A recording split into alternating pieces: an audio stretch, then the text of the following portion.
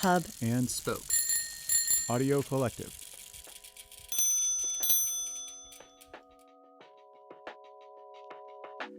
Commercial Type is now shipping Double Accent Pop, our first comprehensive type specimen in nearly a decade, featuring our full library in a compact paperback format. This book is intended for reading as much as it is for looking at type, with an essay by writer Molly Lambert exploring why some of the most iconic duos in pop music history flourished or flopped. Workshop's founder Chris Wu had free reign on the design, giving each thread its own layout and showcasing the entire Commercial Type library. The specimen is a buoyant fusion of content and form, irreverent, opinionated, and exhilarating. Find it now at commercialtype.com.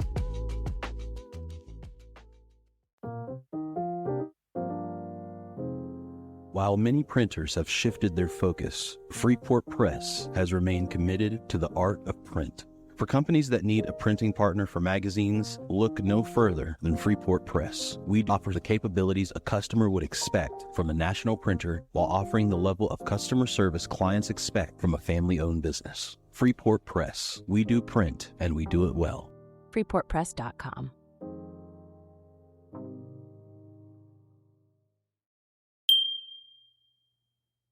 It became a committee, and I said, oh, no, not for me. So from that point on, I was ready, choosing the images, orchestrating them, putting them on the wall, and bringing just Tina down and closing the door. And I said, I need to see you react to an image. I don't care what other people think. And same with David Remnick. I want to be able to show things to him, to just him, because I read the speed of his response, if he laughs, if he doesn't, how he looks at things. This is all information I need to know. With the covers, I don't want a consensus. I want his visceral reaction.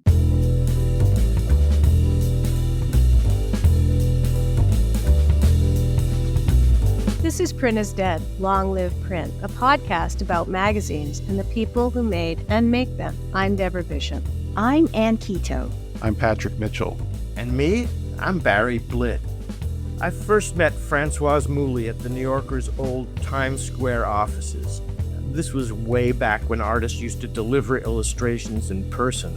I had stopped by to turn in a spot drawing and was introduced to Françoise, their newly minted cover art editor. I should have been intimidated, but I was fresh off the boat from Canada and deeply ensconced in my own bubble, hockey, baseball, Leonard Cohen. And so not yet aware of her groundbreaking work at Raw magazine. Much time has passed since that fortuitous day, and I've thankfully caught up with her ouevre. Gonna get as many French words into this as I can. Through back issues of Raw and TOON Books, but mostly with the New Yorker, where we have worked together for over 30 years, and I've been afforded a front row seat to witness her mode de travail, her nonpareil mélange of visual storytelling skills. Speaking just from my own experience, I can't tell you how many times at the end of a harsh deadline I've handed in a desperate, incoherent mess of watercolor and ink, only to see the published product a day later magically made whole, readable, and aesthetically pleasing. Because Françoise prefers her artists to get the credit, I assume she won't want me mentioning the many times she rescued my images from floundering. I can remember apologetically submitting caricatures with poor likenesses, which she somehow managed to fix with a little digital manipulation. A hairline moved forward here, a nose sharpened there, or ideas that mostly worked turned on their head, with the artist's permission of course, to suddenly drive the point all the way home. For Françoise, the point is always the point.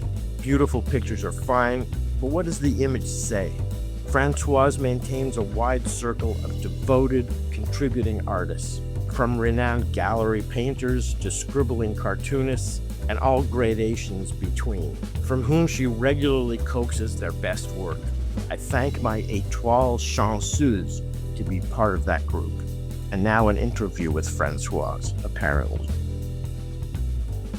It's so nice to meet you, Enchanté. Over the weekend, I had the great delight of visiting your exhibition at Alliance Française, or L'Alliance now, covering the New Yorker. Yes. I'm so glad you saw it. It traces this sort of like centuries worth legacy of the New Yorker in terms of its covers. such an astounding array of images. How did you and your co-curators decide what goes in and out?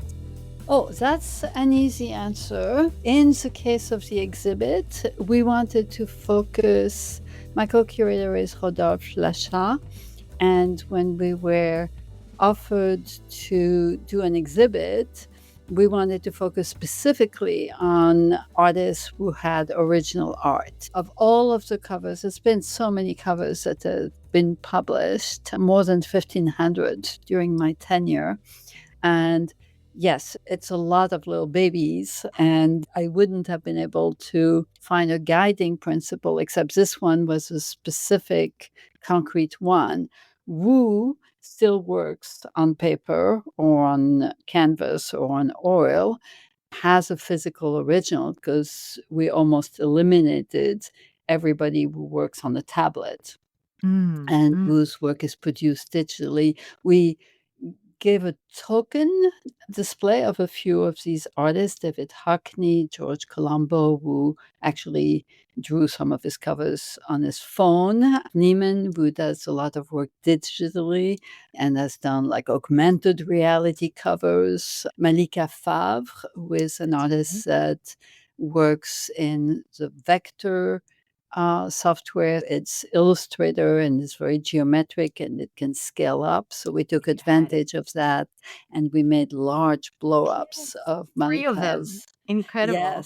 Yes. So for that, we were guided by availability. Like Wu has originals, and we contacted all of the artists that I've been working with for the past 30 years that I know work in the physical realm, and made a list of who had what originals.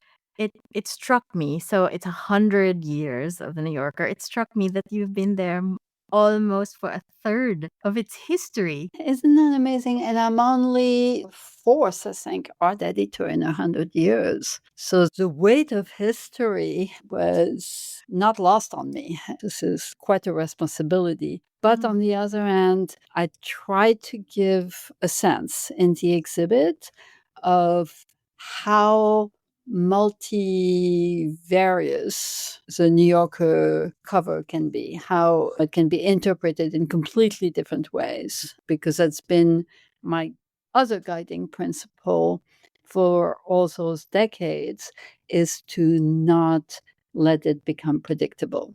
I really want to learn more about the New Yorker's history, of course, but before that, maybe a little detour into your own personal history. I read that you were an architecture student in Paris before coming to New York in 1974. And maybe even before that, you were being groomed to take over your father's plastic surgery practice. Can you take us to those years just before coming to New York? Yeah, it actually, I think, is relevant. I mean, I wouldn't have been able to wish myself the kind of interest that I found in magazine and comics, but it comes from having grown up with a very specific. My dad was a plastic surgeon. My mom was a stay-at-home mom, as almost every woman in the 50s was. And my dad and my mother were very distraught that they had 3 daughters, because that meant that there would be no son to carry on the very traditional ideas. There was little that we could do about it, except that my dad decided that I was going to be the son and I would be the one that would become a surgeon, which sounded attractive to me. I liked being a garçon manqué when I was a kid, and I looked forward to it up until I became a teenager. And then I realized, wait a minute, is this really what I want to do? And then I wasn't so sure anymore, because it seemed pretty predestined for me. In France, they make you choose between either a scientific or literary path, and it's pretty radically different in terms of your baccalaureate and what you have to study. And I had up until that moment been loving literature and theater, and I liked my teacher of French and Latin and Greek. And all of a sudden, then I had to go to classes instead of math and physics. So it just created a kind of, is this what I'm really interested in? When my parents were in the midst of an acrimonious divorce, when I was 15 or 16, I left home and I was with my boyfriend, and I graduated early in a scientific pre-med path. And he was studying architecture, and I went to architectural school, and I loved it. It was in the Beaux-Arts. It was in an old-fashioned studio context, and almost all of our learning was basically being indentured servants to the older students. Basically, you would do whatever they told you to do. We cut the pieces for their models, and we did the background for their architectural rendering, but you learned a lot that way. And it was a very physical thing.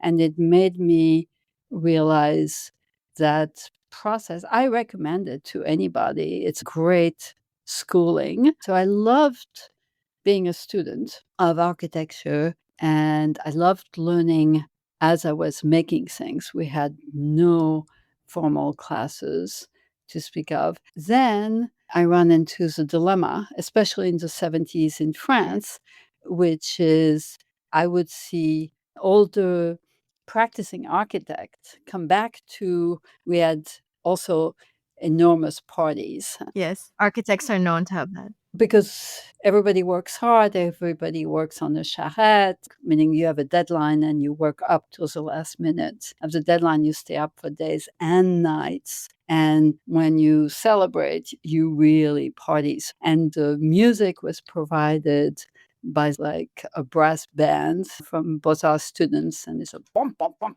bum, bum, bum. And everybody dances all night long. It was exhilarating. I mean, I was in such an old-fashioned part of the school. There were very few women. My atelier was one of the few that accepted women. They shaved the first-year students. You could recognize them because their heads were shaved. It really was something. It was intense, but it stopped. It stopped when you graduated. And at that point, every one of the architects that kept coming back to the Pince Fest and to the big celebrations were miserable in their professional lives. In the best scenario, you would get to have your own firm, but then being an architect meant that you had to employ about 6 to 12 people and mostly spend all of your time selling the project, talking to the client, changing what you wanted to do to accommodate what the client wanted. It was not just a series of compromise, but it was running a business. So there was no real way to have the kind of freedom and autonomy that you had as a student.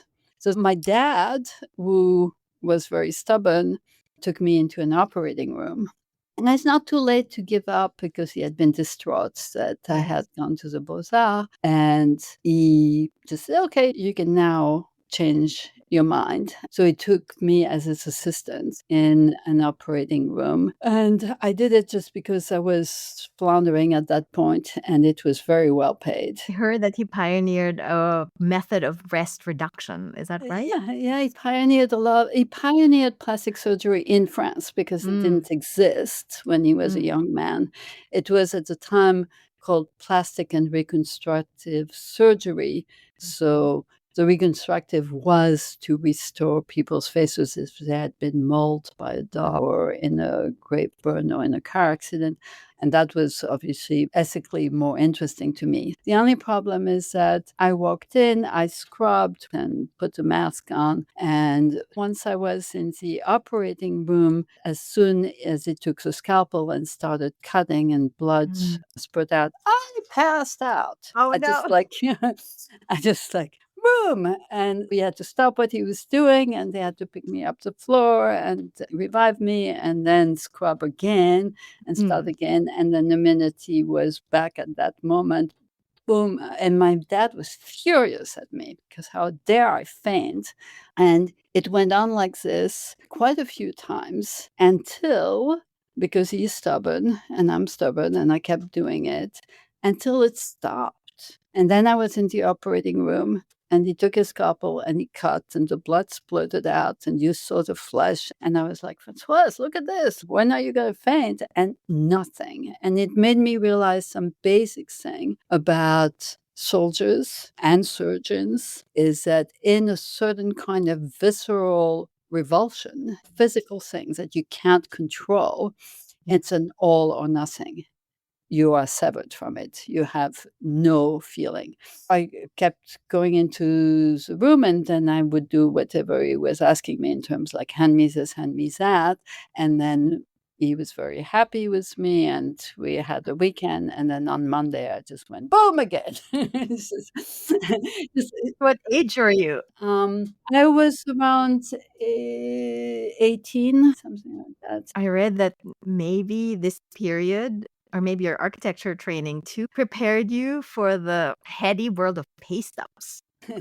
In a way, yes, because when I got to the States, it was Yes. because I wanted to take a sabbatical from my architectural studies and just simply take a break. And I thought I would come to the US, not because I was especially in love with the US. I knew nothing. I had a healthy contempt of things American. But when I landed here, I had no resources, no money, and I discovered New York. And it was exhilarating to be in New York compared to having grown up in Paris and even having studied in Paris, because I landed first in the YMCAs and in the Salvation Army, but eventually downtown, finding a lot of independent filmmakers and people finding their way.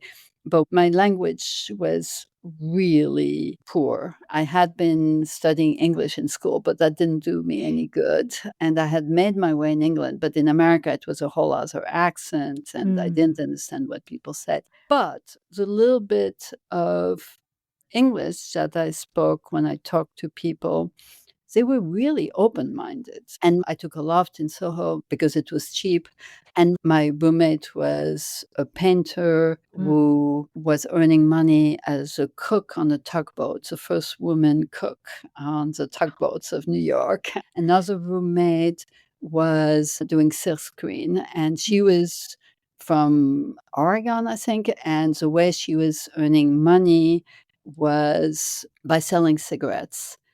So she introduced me to her boss, and even though I didn't speak any English, I got a job selling cigarettes. Where were you selling cigarettes? Grand Central At Grand Station. Central. At Grand Central in a booth outdoors.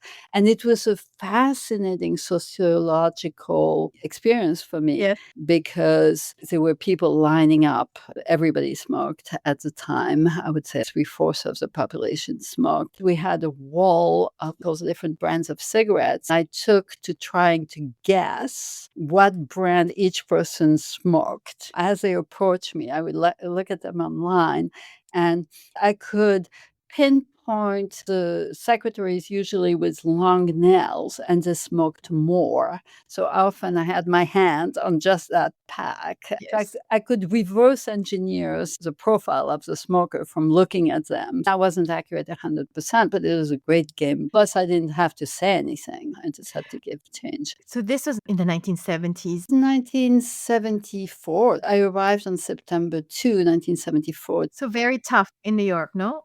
It was very chaotic and incredibly unkept. It was strange for me because I had expected America to be clean and new, but New York was just like everything was filled with garbage and people in the street, but it was also very open-minded. In Paris, I had many interests, but I had a hard time moving around in any milieu other than the very prescribed one. that I was in, which was the Beaux-Arts. Whereas in New York, again, just being curious was enough for Yeah. people to be answering me and giving me jobs and advice. So New York may not have been shiny and new, but it was open, you'd say. Oh, it was Incredible. absolutely open. And at some point, I was driven by the need to earn money. So I was also making models in a Japanese architectural agency. And at some point, I asked somebody whether I could apprentice with them. So I was an apprentice plumber and an apprentice electrician. So I would go to people's house to change their faucet and wire their new electrical lines. We'll be right back. Hi, this is Jeremy Leslie at Mag Culture. We're proud to support the Print is Dead podcast because we love magazines too. Visit magculture.com and see why print is far from over. It's just getting started. Read the journal for interviews and reviews, listen to our podcasts, visit our shop in London and online, and come to our live events in London and New York. We love magazines. Subscribe to our newsletter for weekly updates, all at magculture.com. From this, I am going to leap to 1994. Good idea. Good And idea. 1994, you get March, I believe, 1994, you get a visit from Tina Brown. Actually, 1992. 1992, Tina Brown was nominated as the new editor of The New Yorker, the fourth editor of the magazine, the first woman and the fourth editor. And she knew right away which artist she was going to bring. And she's a very visual editor. She has said it in interviews, and it was true. She commissioned Ed Sorel to the first cover. She knew she wanted to bring in Avedon as the first ever to have photographs published in the New Yorker. And she turned to my husband, Art Spiegelman, who had just received a Pulitzer Prize for his work. She came to my office. I had an office where I was publishing my own magazine, which was called Raw. She came to the office to see Art, and that's where she met me and I met her. And I showed her some of the magazines and all of the artists that I had been publishing in Raw. And in 1993, she published some comic strips by Art, and she asked him to do covers. And in February 1993, she published the first cover by Art, which was a Hasid kissing a black woman. And it was a reference to Crown Heights and the riots that were taking place at the time. And it was a huge ado for anybody who loved the magazine because it was a timely cover, it was a sassy cover, it was grounded in current events. It was begging to be denounced. It was denounced in the New York Times in an editorial. It was denounced in an editorial in the Washington Post. Like every well-meaning supporter of the New Yorker was outraged that the covers were so in your face. And it was denounced on the radio. And Art is insanely articulate as well as being good with images. He's also incredibly good with words. So he was giving interview after interview, and Tina was delighted. That's exactly what she wanted. Everybody was talking about this image for and against, and it was a breath of fresh air. And that's when she asked around for recommendations. She knew she wanted to change and get a new art editor because she had inherited Lee Lawrence, who had been there under William Shawn and Robert Gottlieb, and she wanted a change. So she came to you. I read that you had lunch at the Royalton. Is that right? Is that right? You're well read. I did. Actually, she didn't come to me right away. I heard about it. She asked Art, who mentioned like Paul Davis and real art directors that he knew. And I heard secondhand or third hand that she talked to another colleague at the New Yorker, said like, why didn't Art mention his wife? And he told me, Tina has her eye on you. And at the time I was very surprised because I wasn't at all in the world of art direction. When she eventually offered you a staff job, it seemed like being moved from the fringe to this very public, very central role, right? Did you immediately say, yes, I want that job? It took me by surprise. When I heard that she was like, considering me, my first reaction was like, why would I want to work for somebody? At that Yeah. point, I had almost 20 years of being on my own and doing my own magazine and my own publications that I also published. So I had no boss. And my first reaction is like, why would I want to work for someone? So the answer was no, I don't want to work for anybody.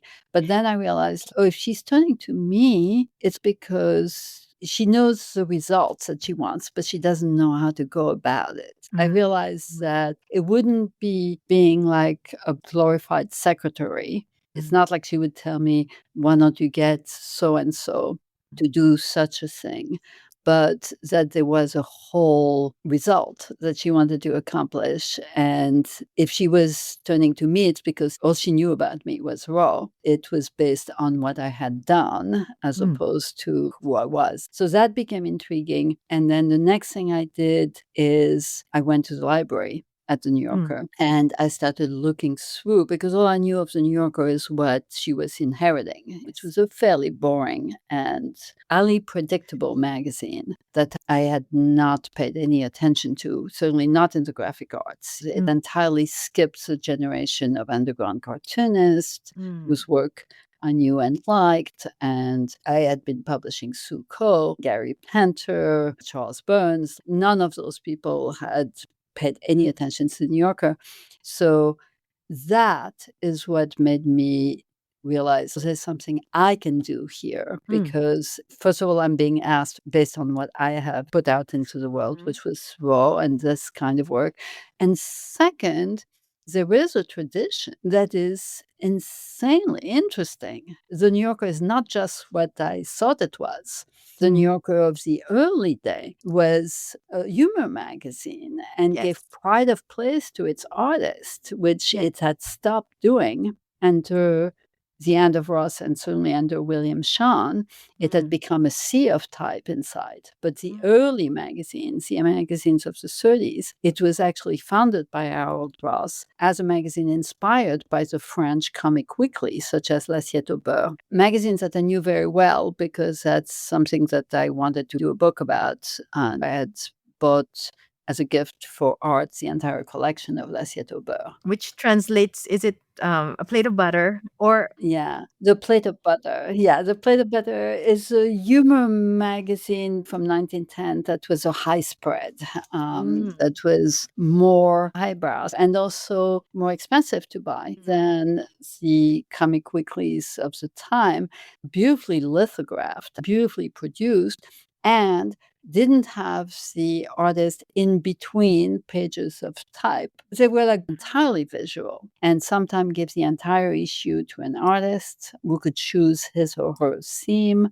So that kind of visual communication, visual reportage, where the artists are not there as decorative throw pillows, but as full-fledged contributors who provide their own content, was very much what I had done with Raw and was also part of the New Yorker tradition. So I just went, oh my God, yes, this is for me. I have a technical question. A lot of people are curious. So the New Yorker has a art department. So there's you. There's also a creative director, Nicholas Bleckman. There's also a cartoons editor. How do you work together? Do you overlap? Considering that the New Yorker at the time I entered it had no visual. Now it's a wash with visual. We have a print magazine and we have a website. And the website, all the stories are illustrated. So Emma Allen's areas of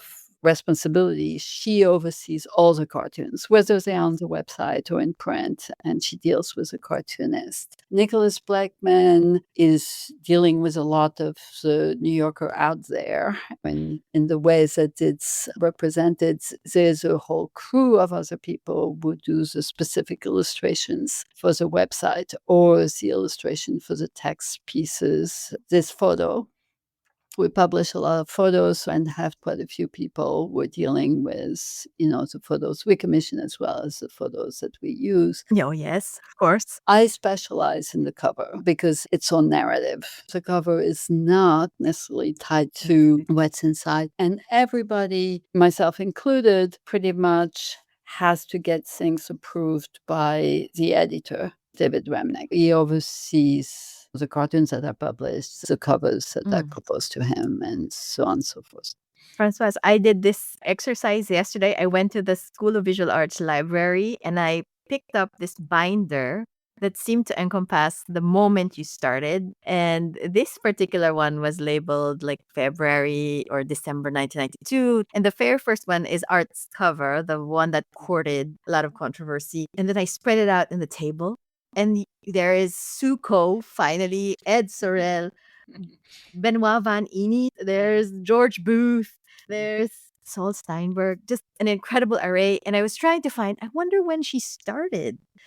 My question is, what was the first cover that you commissioned? It didn't work that way. Once Tina set her sights on me, and once I realized I am interested, I put together a proposal. Here is what I would want to do with the covers and visual narrative inside. And she asked me to lunch at the Royalton. And I had to get a whole new wardrobe. I wasn't used to lunching. For me, it was uptown because it was in Midtown.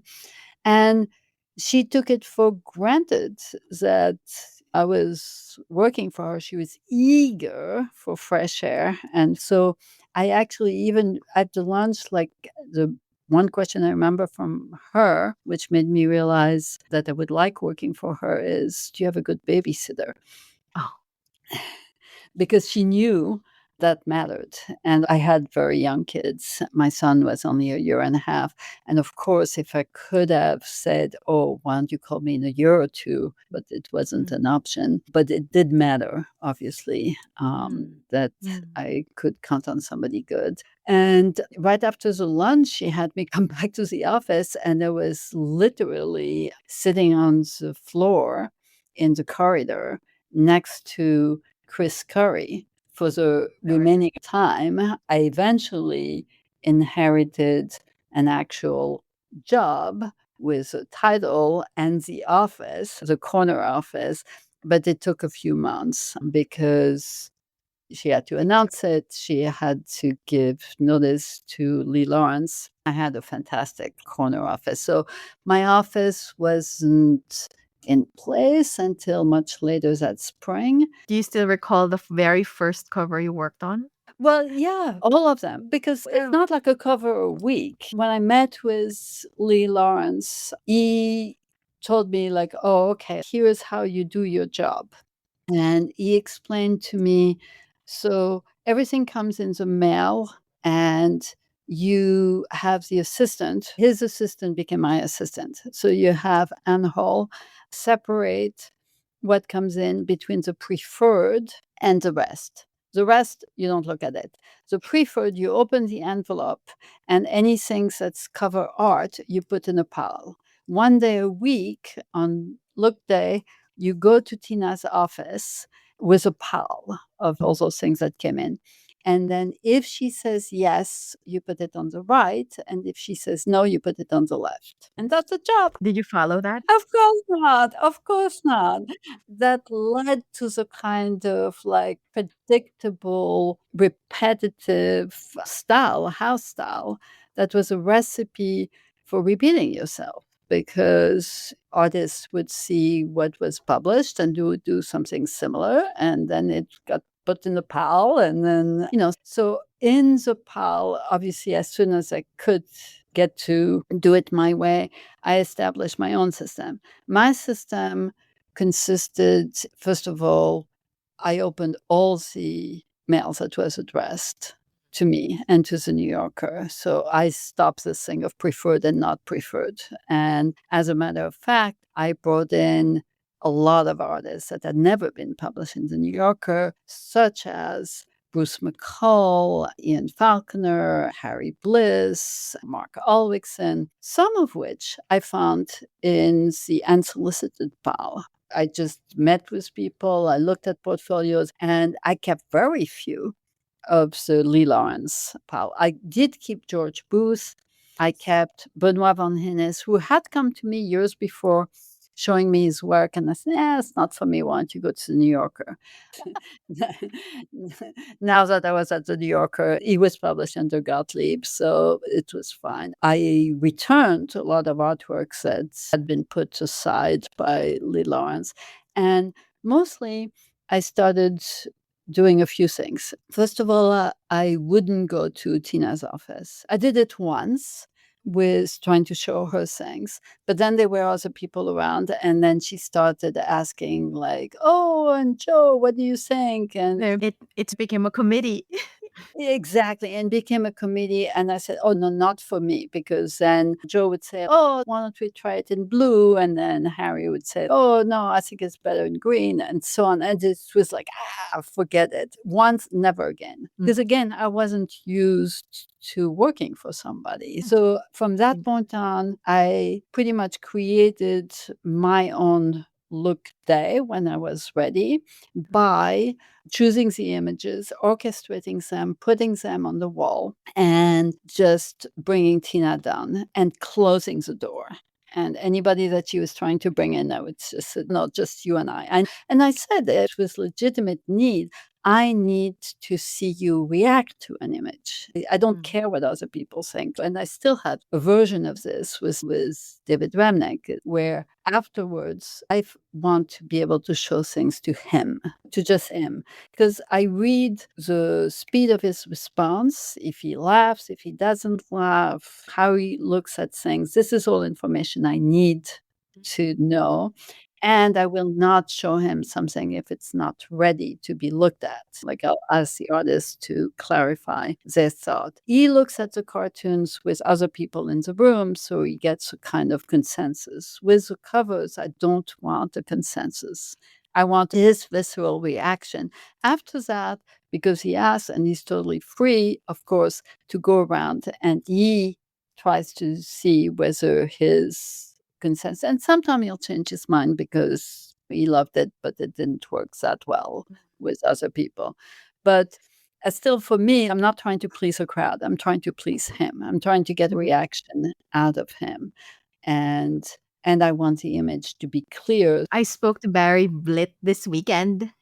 Uh-huh. Longtime collaborator. He says, every time Françoise calls, I need to be alert, or as alert as I can be in whatever state. And he said, we have this thing. She always says, don't edit yourself. I'm thinking, wow, she has a direct link to your brain or to this font of ideas and to this genius or perversity or everything else. And he said, sometimes I sit around here thinking, what would make Françoise laugh or what would get a reaction? I wonder what this don't edit yourself guideline means, and why do you ask that of your artists? Partly because of my belief that the power of those images is not just that they are beautiful, but it's that they represent an emotion and the artist's reaction to what we're living through.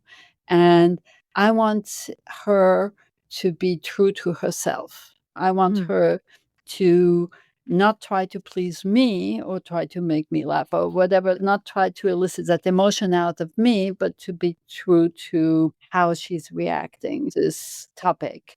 And because I'm dependent on them sending a lot of sketches and a lot of ideas, I don't produce any of this. So I have to encourage everybody to send things. And if they're all going to sit around and say, okay, here is 25 sketches, what are the best 3 that I can send to Françoise? They don't know. And I want to see them all because Just send them. often I'll be able to come up with the right thing at the right time by simply having like huge archives of things that people have sent. And I'll be able to, case in point, Anita Kunz had sent me a sketch of the Supreme Court. with Yeah. Trump. And Yeah. I thought it was a great idea. When it came, it wasn't a moment when we published it, but I gave her an okay, and we did publish it at the time of the Republican convention last year. Mm.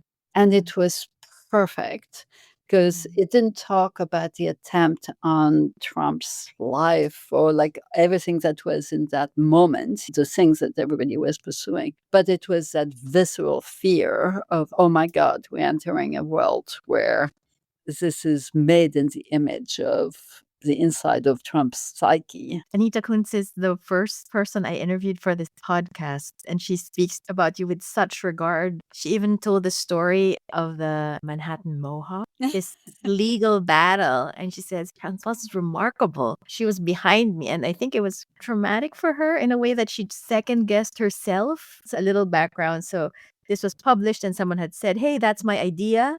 And then Yes. you went through a legal procedure with her. It's time consuming for everyone and emotionally difficult. But she says that you stood behind her throughout. Of course, I would. The artists stand behind us Mm. collectively. I think one thing that I wanted to do with the exhibit Mm. is pay tribute to the artists collectively. What a massive creative force. I'm so deeply appreciative that those people exist and are still doing this quixotic thing of doing a cover for a magazine. It used to be cartoonists was a well-paying, well-respected gig that illustrators, that artists could aspire to. And that was true for the covers at the time. There would be a look day and they would make the rounds in New York City of New York Magazine. So they would show things to the New Yorker first, and then things that the New Yorker kept, they would take the rest in their portfolio, and then they would go to any of the other magazines that published cartoons, including Reader's Digest. We'll be right back. Print is Dead is made possible by the support of the Society of Publication Designers. The SPD powers the future of visual storytelling, setting the standard for editorial excellence and shaping the future of visual culture. For more information, visit spd.org. Coming out of this gem of an exhibition, really, it's very small but very dense. The affection between you, the New Yorker, and the artists really shines through. One of my favorite parts is this mini salon de refusés. This wall. But you're absolutely right. You put your finger on it. This is a bulletin board that I took from my office where I recreated what is the life source of what I do. It's not what's published, it's what's not published. Is really the compost that makes everything else grow. And it is that free flow of ideas as they occur. I do tell Barry, think of me as your shrink. Don't try to narrow it down to just what I can use because it can come from left field. And I remember thanking Anna Juan for a bunch of sketches and artists who also has been contributing for years. And I was apologizing that her work was not picked for that week and thanking her for sitting down and sending so many different ideas. And she was saying, but it's good for me because when something horrendous happens in the news, says Anna, I love when you ask me to think about it because it forces me to first look at the nuclear disaster or whatever it is that has happened. And then I have to ask the question of what do I feel? How am I reacting to this? I'm not just portraying it. How do I reprocess this into an image? And I think that's what the readers appreciate, that unlike a photo, even when it's dealing with contemporary events or it's something that the artist has experienced and wanted to communicate to a reader. And we have readers that actually read and react and see those images, and that we don't have to level everything down to a lower common denominator. It's directly the artist being in a communication with readers and viewers. It's fantastic because it's an antidote to the flood of images. I think everybody in this point in time is flooded with hundreds of images, and they come at you. Some of them are ads and are trying to manipulate you. They're kind of propaganda. And so New Yorker covers has that. Few of them are actually from a person talking to another person. Before I move on to my last question, I want to ask about a very famous cover that we will never see in print. This past presidential election, you had prepared a beautiful portrait of Kamala Harris by Kadir Nelson. And I read in the exhibition that we refused to have a second one sort of on standby. Is that right? And then It's not that I refused. It's just I have learned everything that I know. I have learned by trial and error. I didn't go to school for it. Nobody taught me. And I've learned to trust my guts on so many fronts. Like, I don't know about a lot of American culture. And rather than be an expert, I think that my ignorance is an asset here, because if I get it, it reaches pretty deep. Even though I didn't grow up with the same TV shows and the same points of references, but by being an outsider in a way, I can use my own ignorance to ensure that things cut are not just superficial. And similarly, a lot of instances when we don't have a cover because David killed whatever it is that it was, I literally have to stop breathing. Like, I just can't keep going because it's my responsibility and nobody is going to solve that but me until I find something that he approves. But on the other hand, I can't prepare things in advance because they wouldn't have the veracity of this moment. So yes. the week before, David asked me, like, okay, of course, we are all hoping that Kamala is going to be elected. Is there a plan B in case she's not? And I could imagine the gut reaction at the election of the first Black woman president. That made sense to me. And I talked to Kadir Nelson. We launched into this 3 weeks of paintings, and it was a historic moment. One could project hope into that moment. I couldn't imagine what it would be to have that hope dashed. I couldn't wrap my mind around it. So I heard David and I said, I'll try. And I put together a number of proposals, none of which he approved. One of them was actually like, what if we run a non-post-election cover? What if we run just like a fall cover? Radical. That's a statement in and of Yes. itself. Like, I would have done it, but because that's what I felt is that the last thing in the world you will want to have is any kind of heroic portrait of Trump to match the one of Harris, or yet one more Trump. I gave him those options, but he didn't approve anything. And then he asked me again over the weekend before the election, and he asked me on Monday, and he asked me on Tuesday. But I didn't have anything really worked out. I was given a lot of conflicting information. Some people said we may not get the result until Friday. Some people said it may be known right away that Kamala has been elected. The conventional wisdom is that it would be a protracted battle, and that would eventually decide a la what we lived through with George Bush versus Gore, where it went on for 3 weeks and it had to be decided by the Supreme Court. But there wasn't a sense that we would know that night. But it happened that evening. Everybody was at the office, and all I had been working on, because there were a number of issues that needed to be solved with Kadir Nelson, because there were so many different people and portrait, and everything has to go through the checkers. And there was a massive amount of work on that image. So we were working on it with Geneviève Borms, with my assistant, literally until the last minute. And I walked into the war room. We were all at the office late at night. And I was hearing and feeling more and more bad portents. And at that point, David Rennick turned to me and said, "So what is plan B?" So I had to, I had to rush back to my desk. And at that time, I turned to some things that I had received from Barry. And also because we have a good working relationship and we're on the same frequency. We know more or less when, and it's not always the case, but there are moments where, political cover, and it's often turned to him, but not always just to him.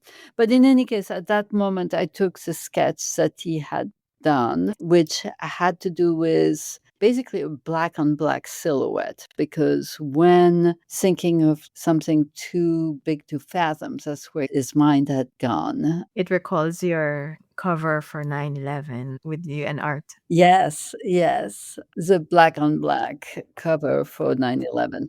So I understood what he meant, but we weren't going to do a black on black cover for that moment. But I took that silhouette and isolated it and just got in touch with him. And I said, "Can you do this kind of rough thing quickly? I need something just in case Trump is elected."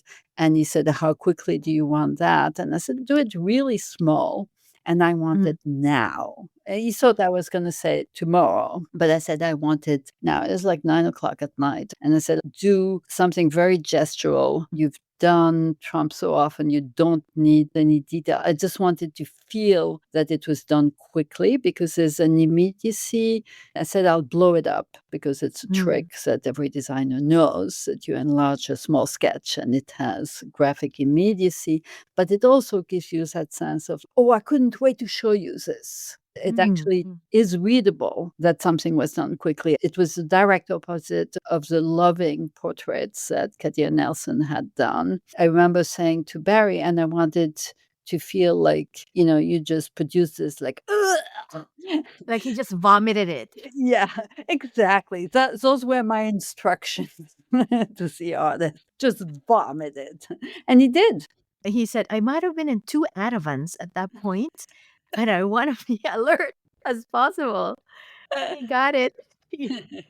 My very last question, hat tip to the theme of this podcast. I live in Spain and I've spent the last 5 weeks to teach at the School of Visual Arts, but I've been walking around and the most interesting or maybe sad thing I noticed is most newsstands now sell iPhone chargers and iPhone batteries or Tylenol. Or And we're like, water. water. And I arrived the week of your 100th anniversary and I'm like, I'm going to get it. So I scoured the whole city and then I think I picked up an iPhone charger. So, big question. I still know none of this New Yorker anniversary issue with, I think, 6 incredible versions of Eustace Chili. So, my question to you, I heard you say print will endure forever. So, to those who doubt this notion and to those who puzzle with newsstands turning into mini Best Buy dispensaries, why do you think print isn't dead? Well, it's worked for me specifically. So I'm extrapolating from my personal experience. It was a raft for me. Like at a time where I was lost in a world of possibilities, I found something which is conceiving of something, imagining it, and then you can make it happen. And then you get it printed, and then you get it in the hands of people who read it. It's incredibly accessible and it creates a bond. And it's true for the magazine. Many of my much younger colleagues still will be seen in the subway reading the print version of the magazine.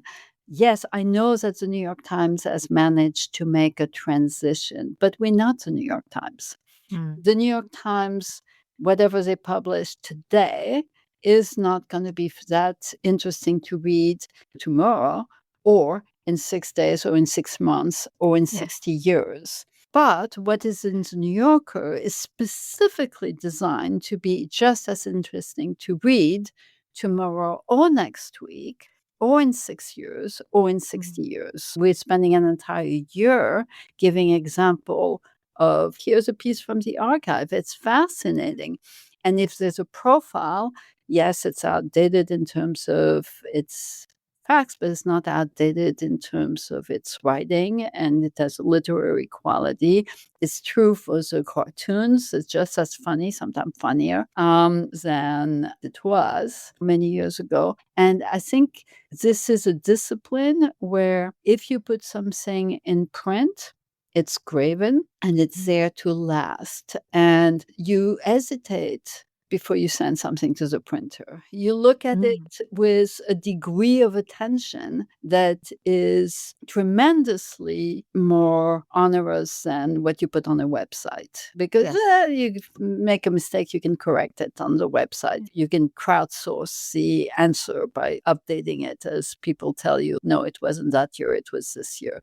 But if you have something printed, it is grave and important and for the record. And I ran into somebody who said, oh, I still have the print subscription because I put it on the coffee table and it impresses the chicks. Yes, okay, it sounds silly, but it is an important part of how the New Yorker is a club to which you belong. If you're reading the New Yorker, you're advertising that you are joining a club of people who are reading long pieces, serious pieces, and you don't get that with a website. Nobody is going to say, oh, I have the New Yorker app on my phone because it impresses anybody. There's a kind of quality of attention that is honored by those who produce the magazine and by those who read the magazine, that is a kind of funnel where it becomes really important. I'm at odds with a lot of my colleagues because what they want to do is blur the distinction between what's in print and what's on the website. I understand their goal because on a practical business front, it's much cheaper to publish on the website than to publish in print. But I think it is killing the goose with the golden eggs. There's an attachment of the subscribers. Yes, we never had a presence on the newsstand. It was minuscule, even when I started 30 years ago. The New Yorker is actually a habit. You get it. What used to be a liability, which is the copies that pile up at the foot of the bed. I have it here. My gosh, I've been here for a month. I have a whole thing. Fantastic. Exactly. That is the best discipline for us because we know that if you're publishing something on the website, again, it will be gone by tomorrow. But what is at the foot of your bed, somebody is going to read it at any time, including in the future, and it better be good because it needs to fit those standards of the printed New Yorker. And I think it's a huge asset. You wouldn't be able to invent. It's a complex system. And it needs the readers at least as much, and the readers' respect for the magazine, at least as much as the magazine needs the input from the subscription. You know, the fact checkers, we have 1828 fact checkers. That's an incredible job that they do. Like they not only they redo all of the work that the journalists have done, that the writers have done. It's unbelievable. And they check the covers and they check everything. I love that it's a core of the magazine, but also it's a dedication and it's a serious, even if it's a dedication to make you laugh, that is important. They fact check jokes I read as well. Absolutely. Well, Françoise, for someone who, like many, lives with a stack of New Yorkers, thank you for having such a big role in making a beautiful object to live with. Thank you. Thank you so much for the interview. That was great. For more on this and all of our episodes, visit our website where, in addition to complete transcripts of all our interviews, along with portfolios, archival photos, links, and other great information on our guests, you'll find our blog, Entry Points. about all things magazine, and our ever-expanding swag shop with all kinds of great custom merch. You can also support the podcast by clicking the adorable yellow button at the top of the page. All available at magazium.co. Print is Dead, Long Live Print is a member of the Hub and Spoke Audio Collective, a nonprofit association of audio storytellers dedicated to promoting and sustaining high-quality, independent podcasting. Learn more at hubspokeaudio.org. Magazium is made possible by the generous support of listeners like you. If you love our shows and can't wait for new episodes, or even if you just listen from time to time and love knowing we're here, please consider making a donation to help keep us going. Visit magazium.co/support. Print is Dead, Long Live Print is a production of Magazium, LLC. For more information, visit our website, magazium.co, or follow us on social media at magazium.co. Please give us a like and a review on your favorite podcast app. It really helps. Thanks very much for listening.